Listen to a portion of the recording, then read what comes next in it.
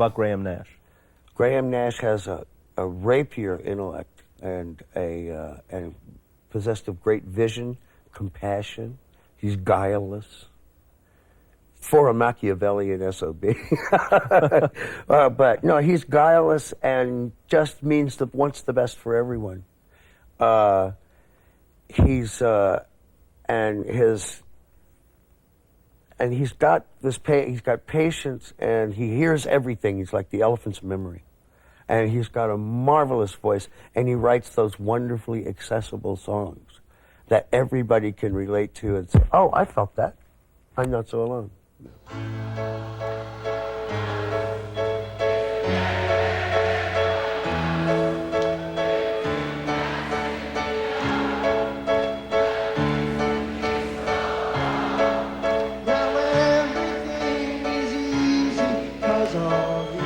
Bien fait! And now I'll light the fire while you place the flowers in the vase that you bought today.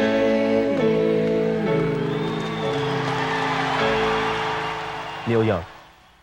Neil Young is a genius. He's an enigma. Never played a team sport in his life. That's why he keeps, he doesn't know what that is. That's why he keeps going and, yeah, and no, I have to go make a solo album and stuff. So making that kind of a commitment is just not in his universe.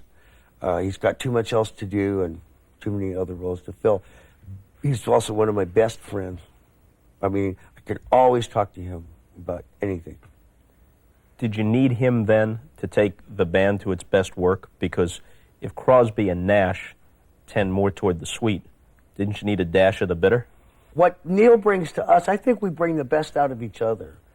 He's not quite so bitter, not quite so tart. When he's with you guys? When he's with us. And I think it serves him well. Be on my side, I'll be on your side, babe. There is no reason for you to hide. It's so hard for me staying here all alone when you could be making me more than that. He's so much fun to work with, and he's so fast. And a lot of the devices as far as record making go, Neil and I invented during the Springfield. I mean, we just sit there and, well, what's that box do? Well, what does it do when you do that?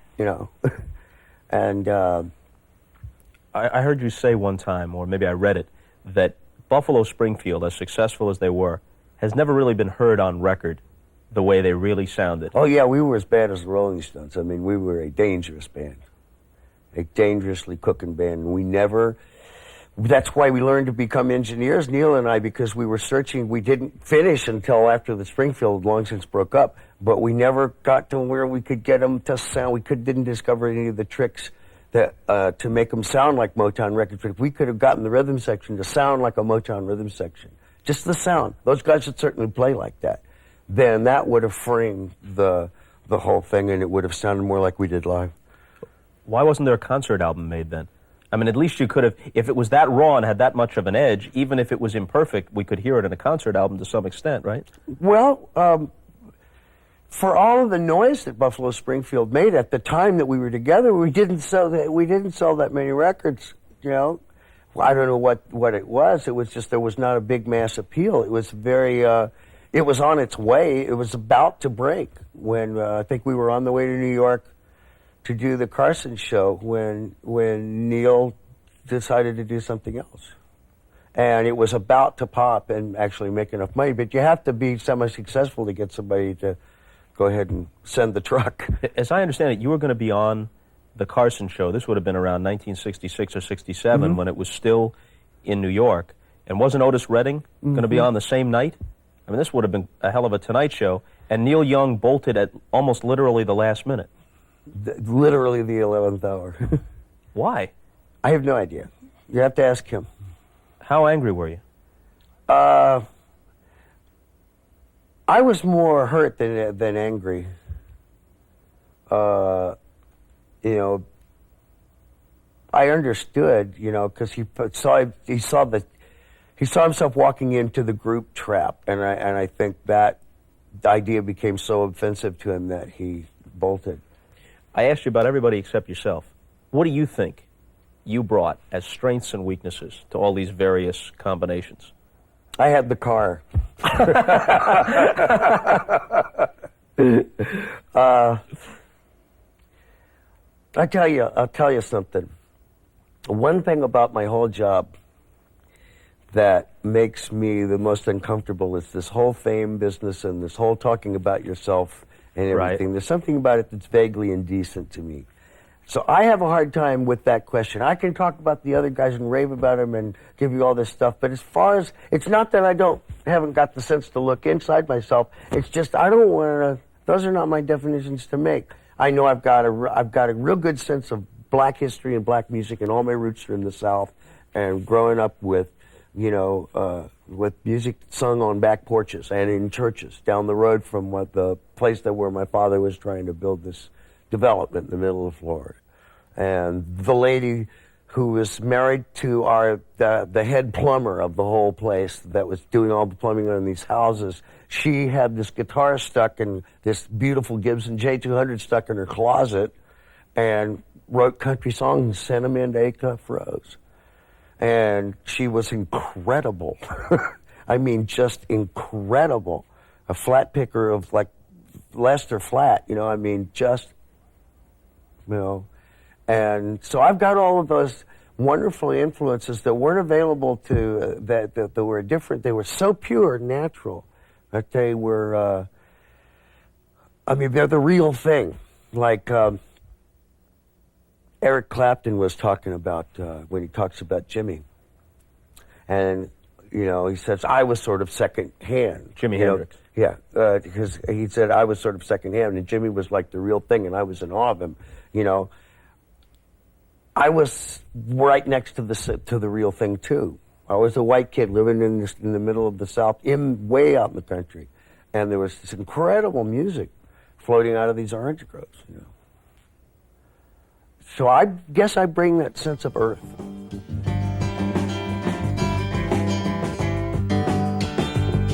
You have seen me changing.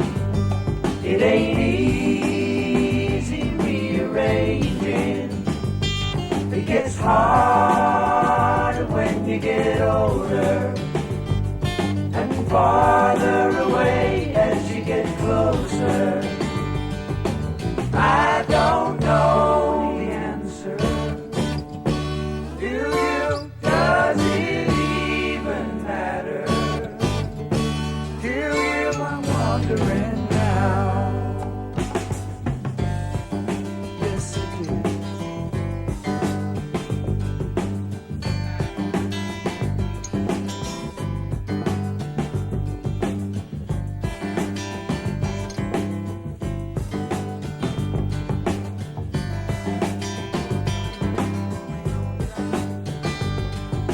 Seem like something out of it. You mentioned Jimi Hendrix. Oh, It's hard- that's hard my to- mate. Hard to overstate how important this guy is in your life, right? Really, it is. He was a natural like I am. He grew up learning music the way I did, and we looked at each other and saw each other play once and went, "Oh." And he just looked at me and said, "Oh, you just haven't done this enough. Here's how that works. You can do this." And I said, "Jimmy, I don't have a thumb that's 6 inches long. I cannot rock my, so we have to think of another way for me to do that." And he said, "Oh, right. And so, and he would, you know, and it was sort of like looking in a mirror because he was South, you know. And it just, he had this strength that, I mean, he knew I had it in me, but it just, you know, I hadn't worked out enough is the way he looked at it. And he'd show me all kinds of positions and stuff. But he was like Satchel Paige throwing a fastball. In addition to his artistry and his passion and whatever With spirit this was incredible brought out, physical talent. yeah, actual anatomy was a big part of it. He had hands that no one else had. He had hands about that big, about that long, and a thumb that could wrap very easily all the way around, you know, without having to do like that, like most of it, he could rap from there to there around a guitar. And I'll show you what I mean. It's like anybody doing that, you know, that's about how far his thumb would reach all the way to there. And I mean, he had the strength. The only person I've seen like that is Stevie Ray Vaughan. He had that same power, and Stevie Ray used these cables. He used these huge medium gauge strings, which is like, ow. And he's pulling them 4 and 5 frets. Hendrix and Johnny Winter had a guitar duel someplace. Some basement club or something? Yeah, Jimmy thought it was so stupid. He thought it was really silly. He kind of went down there because everybody insisted on it. But he thought the whole idea of guitar duels was really dumb. But you were there, right? I played bass. And all three of you were smashed or not? Or well, I was playing in the wrong key. And it's really hard when you have your hand right on the wrong side, that little silver thing. And Jimmy kicked me in the butt. And he went, oh. Whoops. What do you suppose, if Jimi Hendrix were around today, what do you suppose he would have evolved into? Or could he have just played that supersonic guitar forever and there would have been an audience? We'll never know. I think he was going to go back and do some simple, you know, and he and Buddy Guy would have made some record together or something like that. Buddy Guy's the greatest living guitar player as far as I know. Did anybody see Eric at the time that some people bit the dust, Morrison, Joplin, Hendrix, did anybody see clearly what was going on? Or was everybody involved to one extent or another to the point where nobody could advise anybody else and say, hey, wait a minute, come on, for your own good? I can't recall how I specifically I tried, but I did try with Jimmy a little bit. But it just, you know, I'm as guilty as the next guy. I didn't say nothing. You know, I would catch myself and go up too far. And I didn't say nothing. And I must say that I don't feel good about that. So I didn't say enough. Was there a little bit of a glass houses kind of thing that affected not just you, but everybody? Yeah, sure, of course there would. Back after this. Couldn't you have been a member of the Lovin' Spoonful? Oh, I wanted to be, desperately. I was here in New York, living in a hovel on the Lower East Side. And I was watching this group get put together, and nobody knew that I played electric guitar and bass and drums and all kinds of things. I wanted to be the bass player for this band so bad. Couldn't get the time of day. So I was just a kid wandering around the village passing the hat like everybody else, right? And couldn't get the time of day. So that, you know, and then watching it happen and then listening to them, I said, I've got to get to California and start something. And so you went off on your own, or? Yeah, I took a job with this folk group and did this little circuit up through Canada, and in Thunder Bay, in Fort William, Ontario, now known as Thunder Bay. This guy in a hearse rolls up to do a guest spot, and it's the local hero Neil Young from Winnipeg and his band, and they were great. They were doing just what I knew would work at doing folk songs with an electric guitar, particularly a Gretsch electric guitar. Now here comes the real shocker. There was a chance, I don't know how great a chance, but at least you were talked about as a possible member of the Monkees? Well, that's not so much a shock when you hear my end of the story. I heard this open call go out around L.A. And you didn't have to be a genius to figure out what happens to people that go on TV to do this stuff, and not in the 60s, right? But I figured, what a great way to get a great deal and write a bunch of songs and make a bunch of money. I wanted to write the song. So I went down there and basically, just sort of shut up and answered the questions, waiting for my opportunity to say, well, actually, I'd just as soon write the songs. I asked that question. It turns out they had a deal all made with a publishing company and had all their writers lined up. So I kind of, after all that doesn't happen, they didn't want me anyway. What do you think would have happened? And so I said, I got a friend, by the way, though, that you might like to see, and that was Peter Tork. Oh, really? Yeah. And he obviously did become one of the Monkees. What do you think would have happened to you in your career had you been one of them? I can assure you I would not have done it. No way. I was there to be a songwriter. You know, I went down and played the game, and I would have wormed my way out of it, because it just would have put me in a stereotypal kind of position, and that just wasn't me. How close did you come to becoming the lead singer of Blood, Sweat, and Tears? Not very close. Jimmy Fielder, who was playing bass for them, called me and said, "Would you like to think about this gig?" And I was in the middle of something else, and I said, "Yeah, I've got to finish this, though. I'm committed to finish this," or something like that. And then by the time I got available to even go work out with them, they'd done something else. I don't know how that would have worked.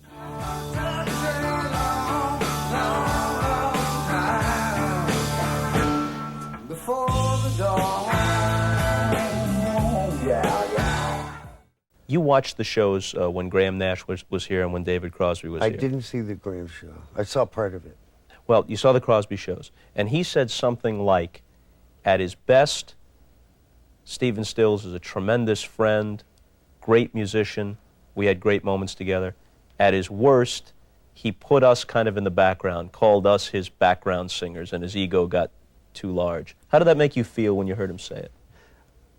Well, at first I went, "That's not true," and then I sort of, actually back when I was accused of it originally, I wasn't aware that I was doing that, but then when I think about it, I probably was. I didn't mean to, and it was just, you know, it's that part of that first flush of success, you know, it just comes with it. I'm not gonna cop out an inch to fear. And you walked out 2 days in a row, you hypocrite. You pissed me off. I mean, you're 24 years old and they give you all the money you need and tell you that everything that you do is absolutely fantastic and want to know what you think about everything. And, you know, it's not a question of if you lose your poise, it's how quickly you get it back. You know, and I said some things, I'm sure, and behaved in a fashion that seemed to, that were probably quite hurtful. And was unable to sufficiently apologize, even to date. You know, I kind of want to do one of those, like in that wonderful film with a fish called Wanda, where he's hanging upside down. "I am utterly and completely sorry." Profoundly so. But I mean, you know, it was just, you know, that was my way of behaving stupidly with the first flush of success. It's about these three buddies, Steve, and they didn't know how to talk to one another for years. Wasted a lot of time and a lot of money. And then they finally made friends. Got rich. Was good. But there's so much time to make up everywhere you turn. Time we have wasted on the way. If I asked you to pick one or maybe two songs from each of these combinations that you think pretty much exemplifies the best work they did, what would you pick from Buffalo Springfield? Boy, is this a quiz? It's a quiz where there's no wrong answers, though. Test? I think Mr. Soul was one of the better Buffalo Springfield songs. Sit Down, I Think I Love You was a real good Buffalo Springfield song. You know, like I said, our performances of the Springfield didn't quite get to record, but boy, you know, everything was just a little up, you know, because we're in the studio, you know, kind of thing. Yeah, and you said last night that you really thought the really down performances that had the edge and captured what the band was about, those aren't on record never even anywhere. got close to the studio. Yeah. See, now, if someone who was a fan had to pick one, they'd probably pick For What It's Worth, because that's the one that kind of captured the time, it seemed. Mm-hmm. And actually, that was a real good performance, too. Yeah, it was pretty good. Although I sang it very weird, and I seldom done it that way since. So I was very tenuous about it because I'd just written it the night before. This battle line's being drawn. Nobody's right if everybody's wrong. Young people speaking their minds, getting so much resistance from behind. We got to stop, children, what's that sound? Everybody look what's going down.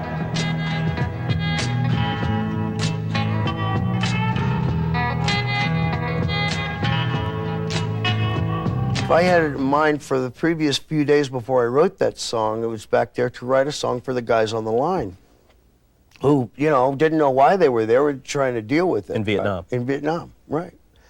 And then I drove by this, you know, this police-caused riot, and, you know, it all came together. So that song is about both. And I'm not sure that for what it's worth, it still doesn't apply today. Now, if I asked you to pick a couple from Crosby, Stills, and Nash, minus Young, what would you pick? The Sweet, Sweet Judy Blue Eyes? Yours and Mine, David's song off this new album, which is absolutely one of the most brilliant things he ever wrote. And Teach Your Children. Teach your children well, 'cause if father's hell did slowly go by, and feed them on your dreams, the one they fix, the one you'll know by. And how about CSNY?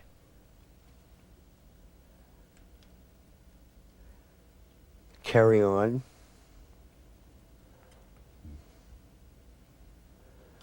Down by the River, Deja Vu. She could drag me over the rainbow.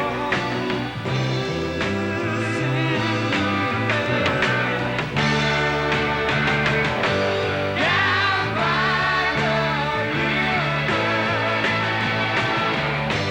I shot my baby. Down by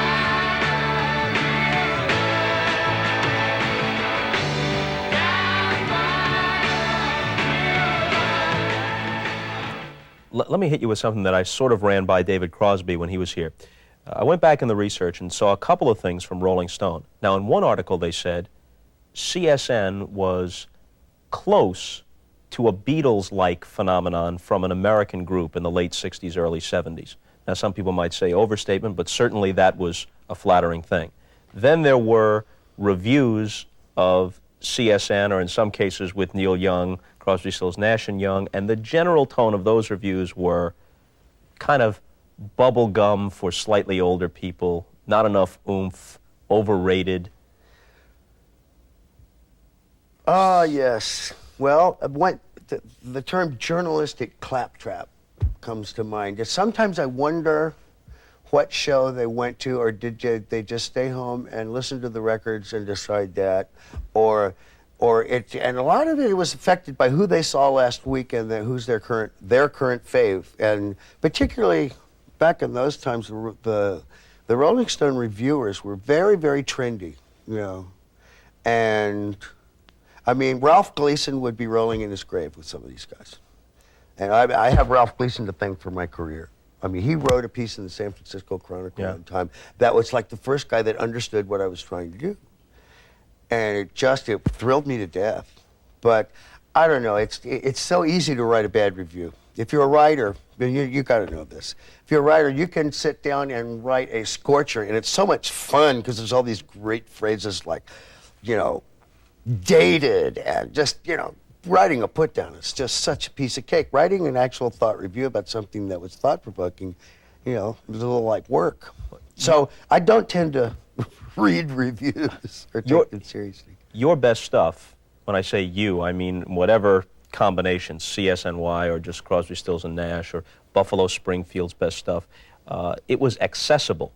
And sometimes, I'm not trying to make a blanket statement, sometimes the more accessible and commercially successful something is, the more critics tend to sneer at it. Well, of course, you know.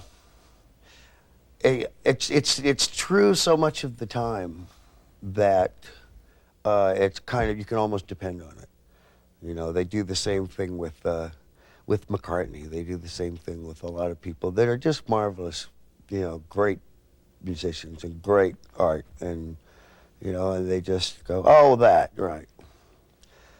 Like I said, it's easy to write. Helplessly hoping her harlequin hovers nearby, awaiting a word, gasping at glimpses of gentle true spirit. He runs, wishing he could fly, only to trip at the sound of goodbye. Suppose somebody wrote a song and recorded a song like Marrakesh Express right now. My question is this: would there be an audience for it besides your old audience, and would there be a radio station that would give it the kind of play that it needs, or would it just get lost? I got a big surprise for you, and it was a big surprise for us. When we play that song, we never played that song for 20 years, right? Because we always thought, now that's just bubblegum, right? And Nash was going, oh, it's just bubblegum. The first time we did that song on stage, we did it in Australia, and they went nuts. And then we, okay, well, that's an older crowd. We went to the next place, it's all kids. They went nuts. We went to Japan, it's all kids. They went nuts. I'm bored. You know? I'm sorry, it's one of those classics, and you can't get away from it. It may not mean anything, but it's just a neat song that everybody remembers, and it would get played, and it would be a hit today. But you know we're riding on the Marrakesh Express. But you know we're riding on the Marrakesh Express. They're taking me to Marrakesh on board the train. On board the train. The second gig that you guys ever played together was Woodstock, right? There had been a stop in Chicago, then you go to Woodstock. This is what's known as stepping right up to the big time, whether you realize it at that point or not. Well, everybody got very nervous because everyone that we liked was standing around the back of the stage, and it had a particular effect on David. I was just trying to get my guitar in tune, and that's virtually all I remember. It's like the temperature dropped about 10 degrees right before we went on. I had an acoustic guitar, got it in tune, and the guy sat it down, and I saw it sit there while I was on the other side of the stage because I was going to walk out and they were going to hand it to me, which was a dumb thing to do. They hand it to me, and it's spring, and so it's getting to the point where, and trying not to, and trying to like keep the groove, and that's all I remember really about that moment. Is amazing that I was able to get it.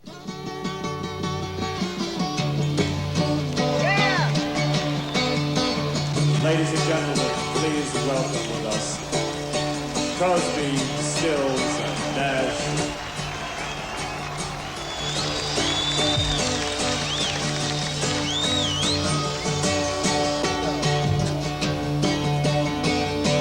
It's getting to the point where I'm no fun anymore. I'm sorry. Sometimes it hurts so badly I must cry out loud. I'm lonely. You mentioned Sweet Judy Blue Eyes as one of the songs you'd kind of put in the time capsule. Is there anything to add to people's general understanding that it was written for Judy Collins? Is there some aspect to this that we don't know? Or? No, and as a matter of fact, I've never again allowed the name of who the song was to be written about used because it gets to be too much, the poor thing. She was so very gracious about it, though. Someone asked her if she understood that was written for her, and she said, one could only hope, which was very, very nice of her to do, because those kinds of things can get annoying. No, actually, it's, that was written for her, and it just sort of, it evolved by way of basically an inspired moment where I said, I had these incompleted songs, and I said, wait, let's put them together and see how they fit. And all the transitions seemed to work, and then we went, oh yeah. You think rock and roll in general gets overanalyzed, critiqued down to the last minute detail, and all kinds of scholarly analyses of what this means and that means? As opposed to real ongoing history, which gets trivialized. Yeah, sometimes the overview is lost. Yeah. Yeah. No, it just seems to me that the analysis of some of this stuff gets a little overdone, and really important events get trivialized. Is it better in every case if the mystery then is maintained? In the case of Sweet Judy Blue Eyes, people know that it was originally written for Judy Collins. But is it best not to talk about it? Best just to let anybody interpret any song they want, any way they want? Well, basically, that's what it's for. It's for, whatever it was about my life that motivated me to write these things. If you relate to it, there's something about your life that motivates you in a similar way. Otherwise, that's what creates the initial attraction. Don't you be angry, no, don't you be sad. You say cry, cry, cry, good times that you might have. That's got it. It's the feeling that you just awaken. Something in you that's enough. There's a road, it's that love, and the evil find with the love. And if you can't be with the one you love, honey, love the one you will. Love the one you will. Love the one you will. Oh, baby.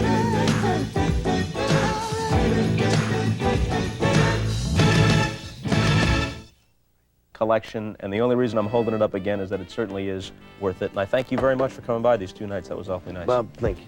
Okay. Stephen Stills, we're out of here. See you later.